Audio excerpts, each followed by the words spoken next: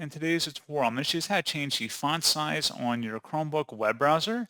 So this should hopefully be a pretty straightforward process here, guys. And without further ado, let's go ahead and jump straight into it. So all you have to do is open up your Chromebook browser and select the menu icon up at the top right, and then go down and select Settings. On the left panel, select Versus Appearance, and then over on the right, you want to just scroll down underneath Font Size.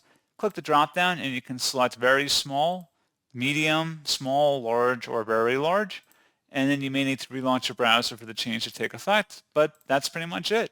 So, as always, thank you guys for watching this brief tutorial. I do hope that was able to help you out, and I do look forward to catching you all in the next tutorial. Goodbye.